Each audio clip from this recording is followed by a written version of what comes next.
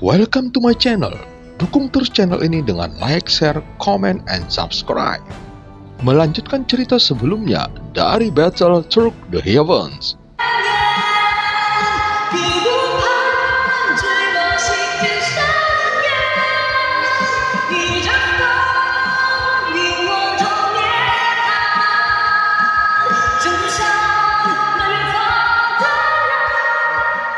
Pada part sebelumnya, Cailin, Qinglin, dan Xiaoqi memberikan Xiaoyan pelajaran selama 3 bulan. Namun saat Xiaoyan dan Cailin masih bercocok tanam, Yang Mulia Ratu datang ke pavilion tempat tinggal Cailin. Setelah duduk bersama, sang ratu mengakui jika pipi kanannya telah dicium oleh Xiaoyan. Kali ini, tidak hanya Cailin, tetapi juga Qinglin yang memandang Xiaoyan. Xiaoqi pernah melihatnya sebelumnya, jadi dia tidak terkejut. Xiaoyan ingin menangis, tetapi tidak bisa menangis. Benar saja, kamu tidak melakukan apa-apa. Cailin bersenandung 2 kali dengan sedikit kemarahan di matanya. Dengan kata lain, aku juga bisa dianggap sebagai istrinya, jadi tidak ada salahnya mencium. Sang ratu tidak hanya tidak menjelaskan yang sebenarnya, tetapi terus menambahkan bahan bakar dan cuka. Yang Mulia Ratu, mengapa Anda tidak memberitahuku sesuatu yang penting? Ada 4 wanita saat ini. Xiaoyan segera mengubah topik pembicaraan, tetapi jelas situasinya menjadi agak canggung. Istri, apa yang baru saja kamu janjikan padaku? Cailin menatap Xiaoyan. Tidak, Yang Mulia Ratu adalah istri yang mulia Suzang. Aku tidak ada hubungannya dengan ini.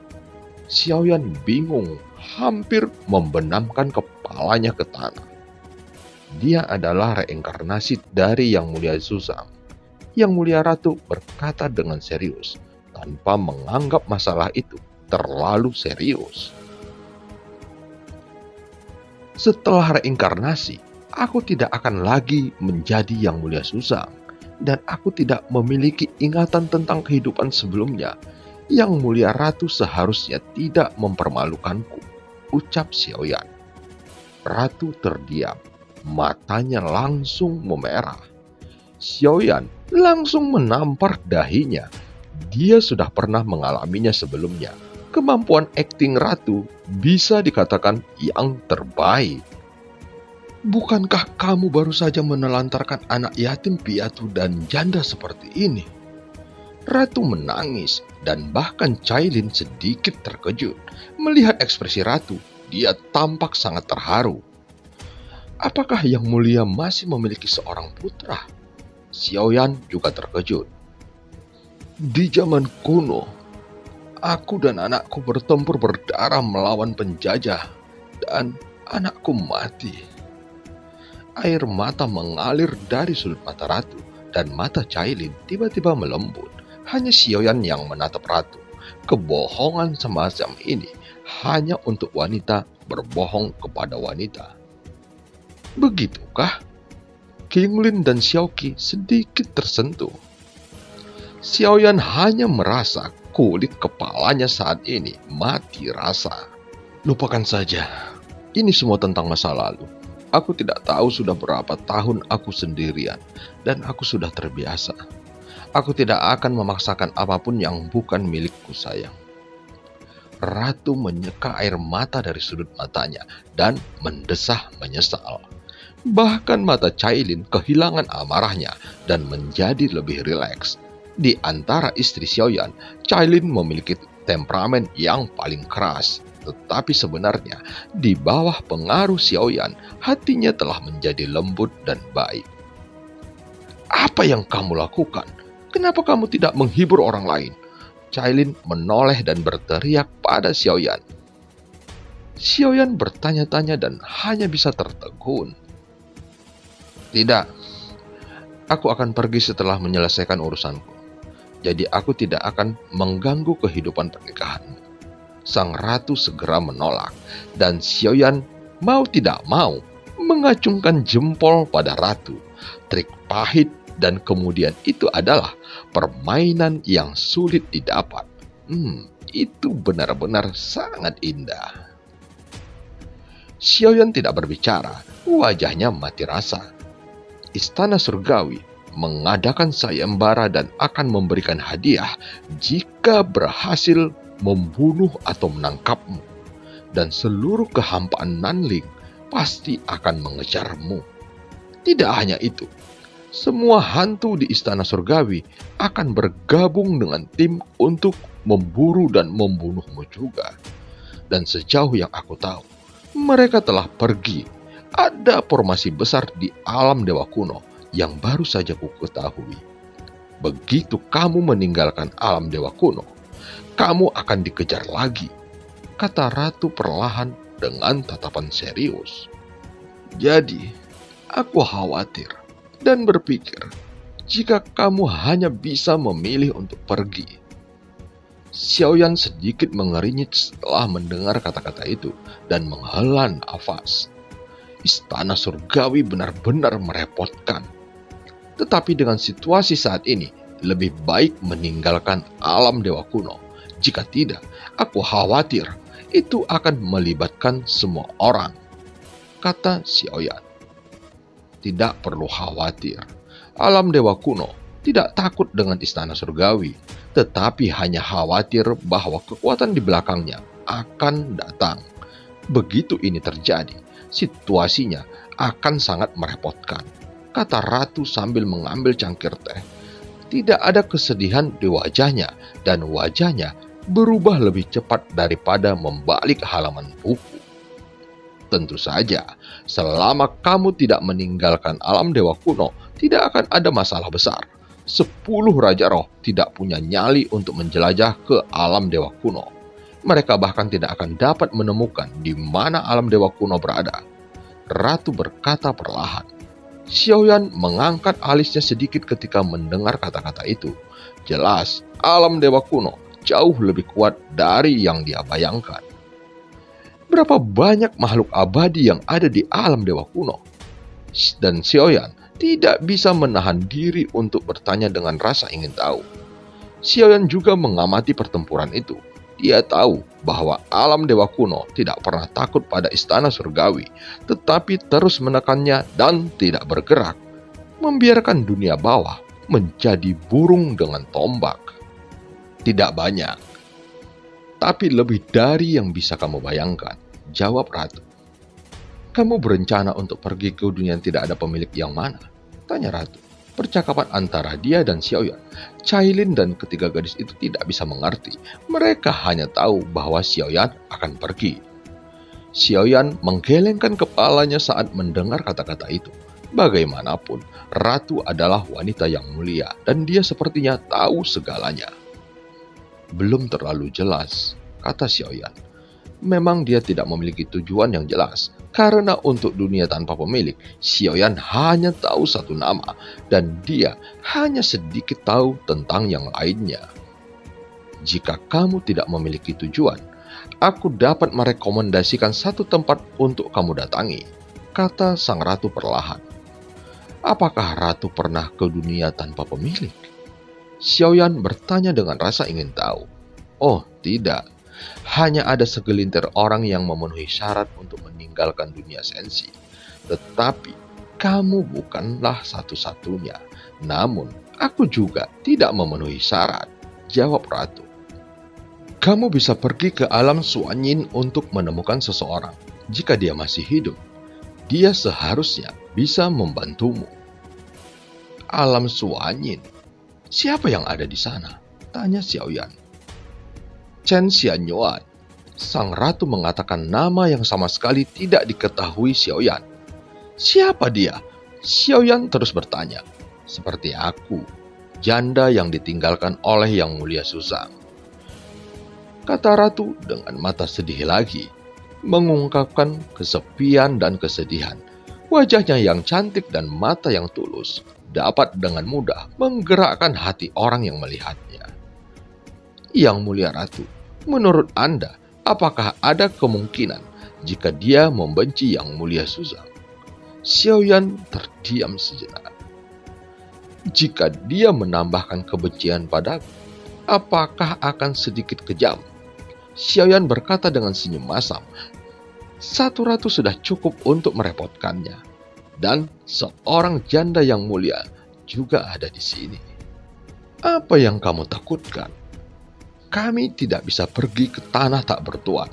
Kamu bisa melakukan apapun yang kamu mau. Ratu tersenyum. Mata Xiaoyan melebar ketika mendengar itu, dan garis hitam di dahinya tertutup rapat. Xiaoyan mencengkram dadanya dan hampir tidak bisa menahan seteguk darah yang keluar saat mendengar kata-kata itu. Aku mendengar bahwa Chen Xianyuan ini juga sangat cantik. Dia memiliki sepasang mata spiritual yang cerah dan menawan, yang tentunya dapat merayu hati setiap pria. Jika bukan karena kecantikannya, dia tidak akan dicintai oleh Yang Mulia. Ratu menoleh ke Xiaoyan saat mengucapkan kata-kata itu. Jangan khawatir, aku pria dengan prinsip. Di mataku, istri dan anak-anakku adalah yang paling cantik, dan itu tidak tertandingi.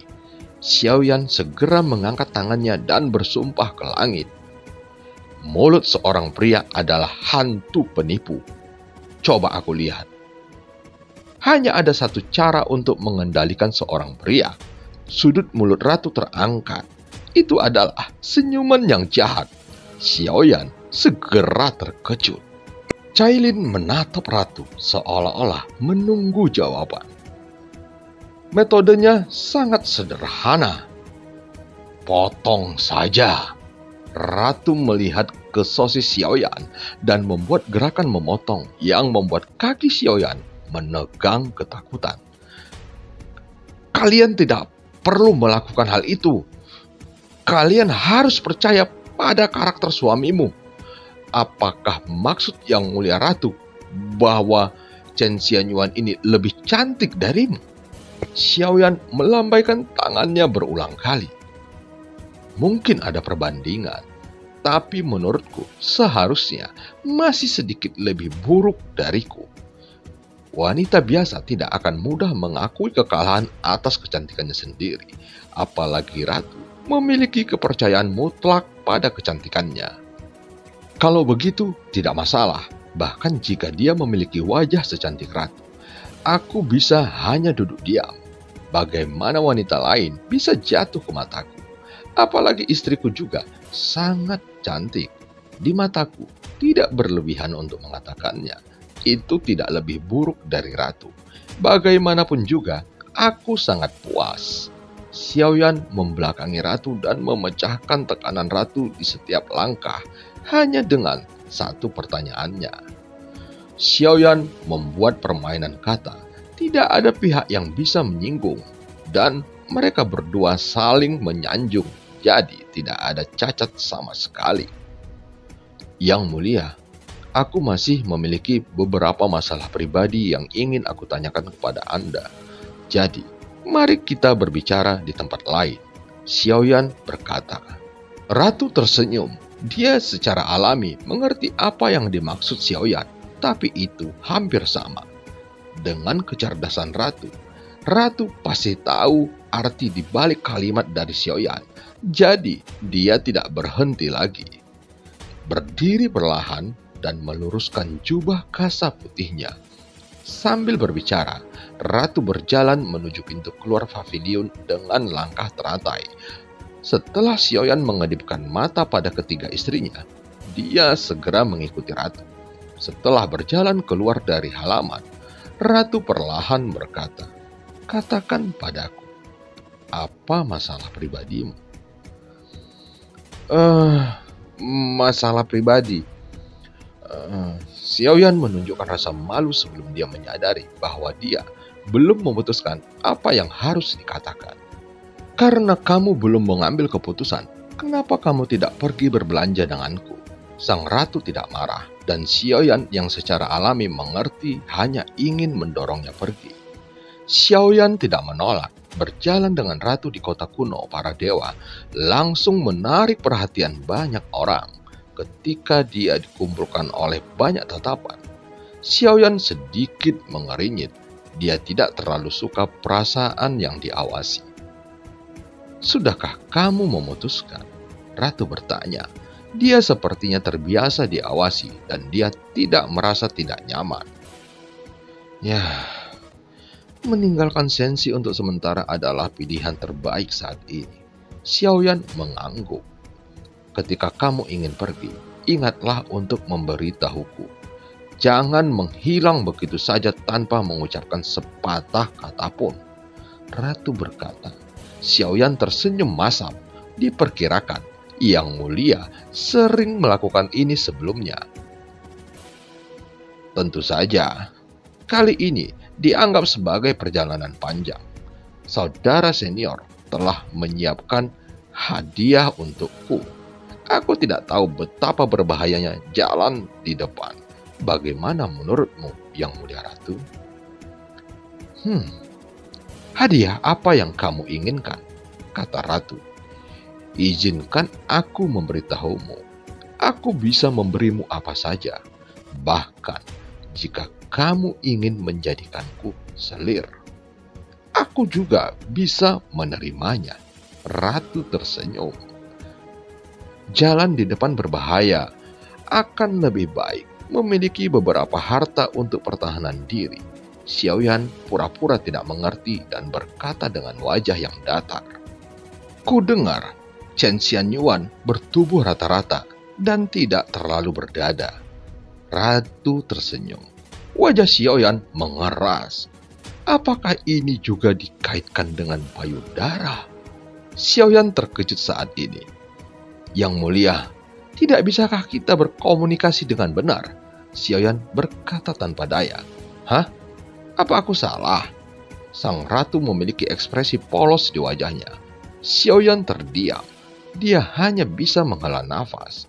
Kemampuan aktingnya ratu sangat bagus.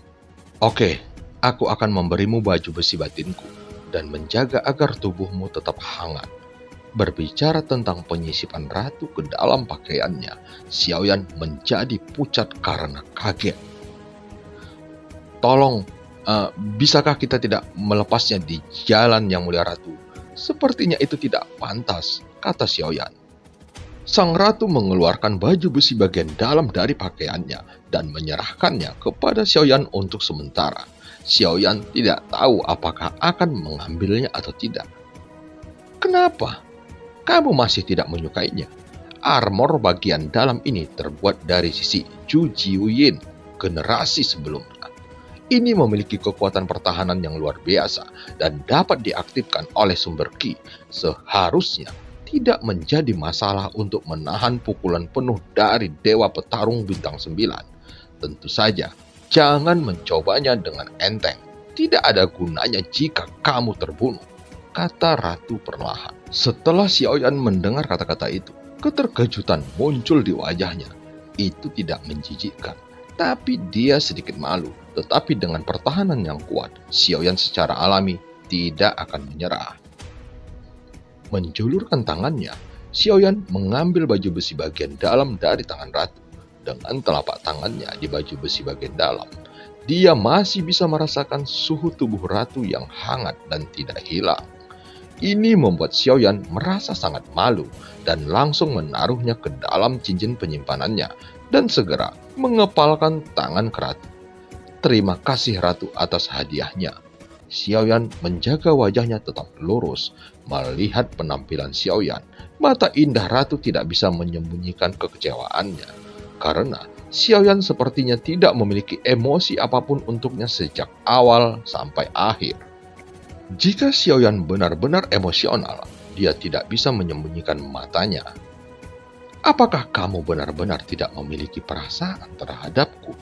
tanya Ratu. Xiaoyan tersenyum kecut dan tidak berbicara, tapi ini sudah membuat sikapnya jelas. "Ya, aku juga tidak akan memaksamu." Ratu menyesal. Terima kasih Ratu atas pengertianmu. Xiaoyan mengatupkan kedua tangannya. Dia benar-benar tidak tahan dengan cara menguntitnya Ratu. Sama-sama. Aku tidak bisa memaksamu. Tetapi aku tidak mengatakan bahwa aku akan membiarkanmu pergi. Yang mulia dapat menepuk pantatmu dan bereinkarnasi. Dia dapat melepaskan semua perasaannya. Tapi aku tidak bisa. Ratu berkata lagi. Aku... ini... Xiaoyan tertegun lagi. Benar-benar tidak mungkin. Jika kota Dewa Kuno tahu bahwa Xiaoyan telah menolak Ratu, dan ini bukan pertama kalinya dia menolak Ratu, dia mungkin akan tenggelam dengan darah. Oke, jangan khawatir. Saat kamu kembali, aku tidak akan mengganggumu lagi, kata sang ratu. Suaranya jatuh dan sosoknya menyapu ke arah kuil kuno di udara. Melihat punggung ratu, Xiaoyan tertegun. Dia sepertinya marah. Xiaoyan tiba-tiba merasa putus asa. Terlalu banyak wanita juga membuatnya pusing. Setelah Xiaoyan menyaksikan ratu pergi, dia kembali ke halaman. Tetapi ketika dia kembali, ketiga gadis itu tidak lagi berada di halaman. Mungkin keluar untuk berbelanja. Xiaoyan hanya bisa berbalik dan pergi mencari Longyan dan menebak bahwa Longyan bersama Xia Zhenghui saat ini, dan tahanan roh itu juga mengikuti Xia Zhenghui. Xiaoyan menemukan mereka dengan sangat akurat, dan di dalam halaman mereka bernyanyi dan menari bersama dengan sangat damai. Xia Zhenghui berpelukan ke kiri dan ke kanan, terlihat sangat nyaman. Sementara Longyan duduk dengan linglung. Adapun tahanan roh, dia mengamati sekeliling dengan satu mata besarnya, dan dia bisa melihat semua yang ada di matanya.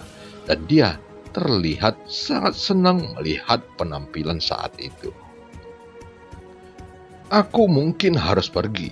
Suara Xiaoyan tiba-tiba terdengar, membuat Xia Zhenghui dan Longyan melonjak.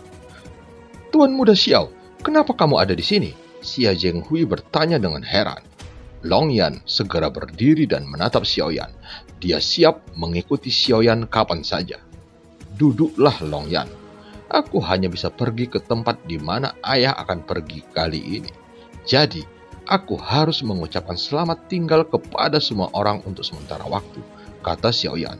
Meskipun Longyan tidak berbicara ketika dia mendengar kata-katanya, ada kesedihan di matanya yang tidak bisa disembunyikan.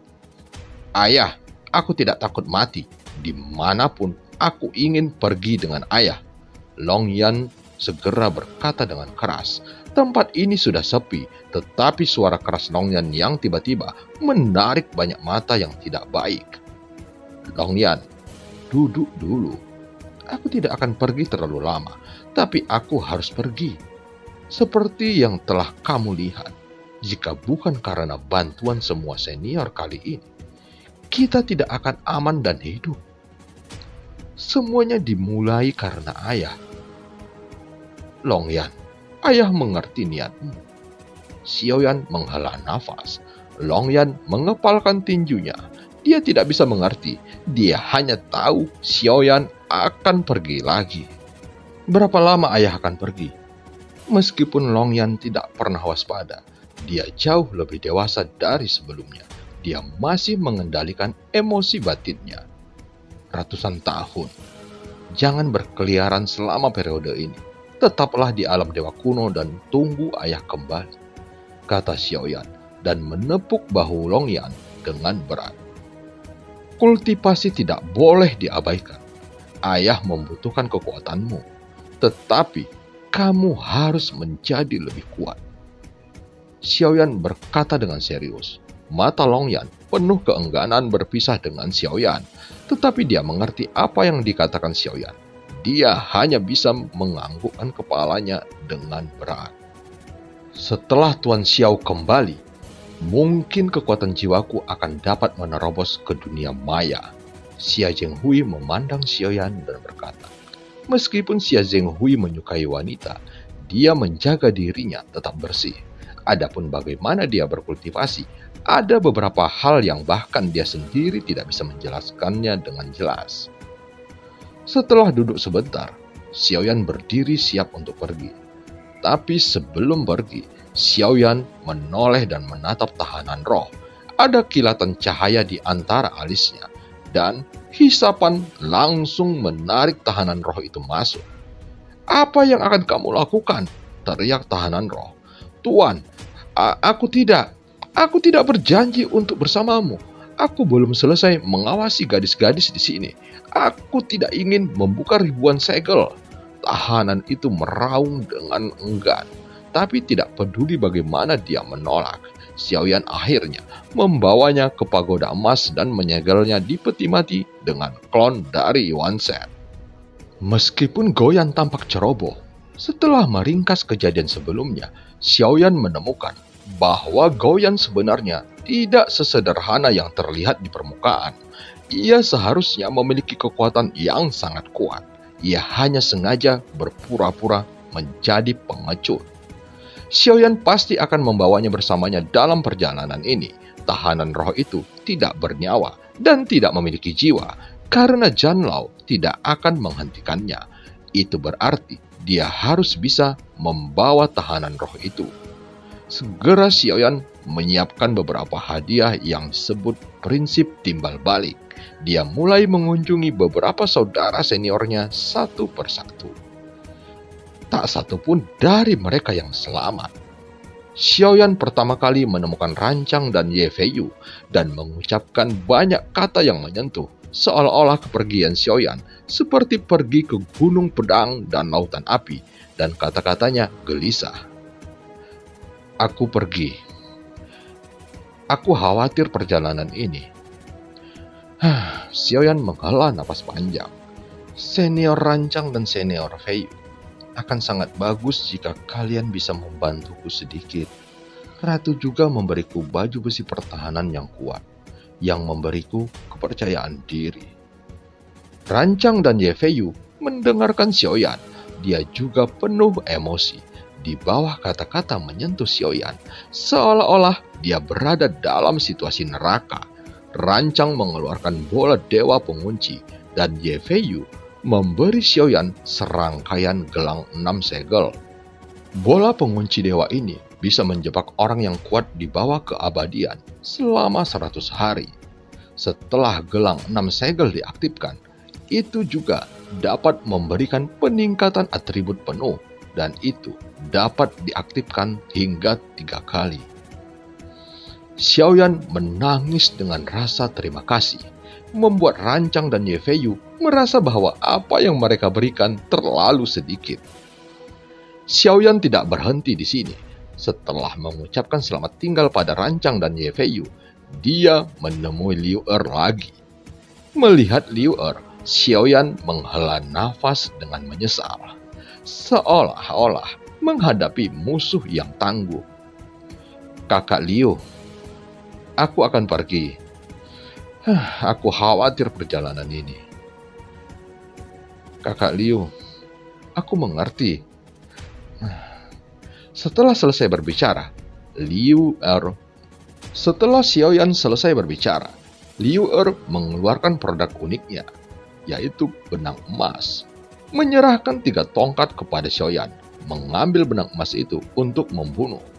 Xiaoyan menangis lagi, tetapi Liu Er acuh tak acuh. Mungkin dia emosional pada saat pertama, tetapi dia terbiasa setelah banyak jebakan dari Xiaoyan. Kemudian, Xiaoyan menemui 3 dewa dan memberinya anggur yang enak. Segera ada air mata lagi. 3 dewa, aku harus pergi. Aku khawatir perjalanan ini. Setelah beberapa kata, ketiga dewa itu tampak khusyuk dan mereka mempersembahkan harta mereka dengan sukarela. Kartu Yusuf, Shen Luoyin, Wu Xiangfeng. 3 dewa memberi Xiaoyan semua harta serangan kelas 1, dan Xiaoyan segera menangis karena berterima kasih, dan penampilannya bergerak. Pada saat ini, 3 dewa juga sepertinya merasakan apa yang mereka berikan sebagai hadiah itu terlalu kecil. Kakak terakhir, Xiaoyan sudah menangis sebelum melihat Keiyun, dan Keiyun kaget saat melihatnya. Kakak tertua, aku pergi. Aku takut perjalanan ini. Melihat penampilan Xiaoyan, Keiyun langsung mengerti niat Xiaoyan lebih dari sekali. Jika kau tidak mengambilnya, kau akan kehilangan identitas milikmu. Jadi kamu harus mengambilnya. Lonceng di masa-masa awal, 9 dering dapat mengguncang para dewa. Terima kasih kakak senior. Setelah menerima harta Keiyun, kepahitan di wajah Xiaoyan segera menghilang, dan dia segera pergi setelah menyapa. Keiyun memiliki garis-garis hitam di seluruh kepalanya, dan hatinya penuh dengan perasaan campur aduk saat ini. Setelah berhasil menerima hadiah dari beberapa saudara senior, Xiaoyan tersenyum gembira, mencubit dagunya, dan bersiap kembali ke halaman untuk mencari ketiga istrinya. Tetapi setelah memikirkannya, dia berhenti sejenak dan melihat ke tengah halaman aula utama kuil kuno. Dia berjalan ke aula utama. Yang Mulia Ratu ada di sana. Ada tangisan sengsara Xiaoyan datang dari aula utama. Yang Mulia, aku akan pergi. Aku khawatir perjalanan ini. Xiaoyan sudah menangis dan sepertinya dia berpura-pura. Sang ratu memiliki tanda tanya di wajahnya. Bukankah aku baru saja memberimu baju besi bagian dalam? Ratu menatap Xiaoyan sedikit terdiam. Aku khawatir perjalanan ini tidak akan mulus. Aku masih kekurangan beberapa cara untuk menyerang. Yang Mulia Ratu sangat kuat. Pasti akan memberiku 2 harta serangan. Lebih banyak cara secara alami akan membuatku lebih percaya diri, bukan? Kata Xiaoyan. Dan film pun berakhir. Sampai ketemu di part selanjutnya.